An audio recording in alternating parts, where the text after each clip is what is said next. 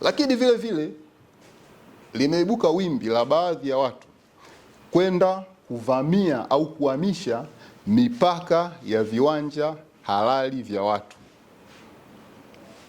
Unakuta mtu A ana kiwanja chake eneo hili, kwa sababu hajakiendeleza, hajakifanyia usafi, huyu mtu anaenda anavuta mipaka, yani anaingia kwenye mipaka ambayo sio ya kwake, anaanza maendelezo. Aweza kaeka ukuta, akajenga labda servant quarter na vitu kama hivyo. Huyu mtu akija kuibuka labda baada ya miaka kadhaa, kuta kiwanja chake kimesha megwa sehemu kubwa, huo ni mgogoro umetengenezwa.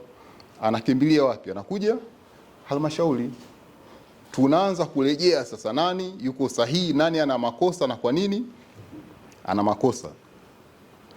Kwa hiyo tukasema tuitane leo ili tufahamishane juu ya hili, lakini tunapotoa taarifa hii, ndugu zetu muweze kutusaidia ili sasa halmashauri tujikite katika utekelezaji wa majukumu kwa mujibu wa sheria.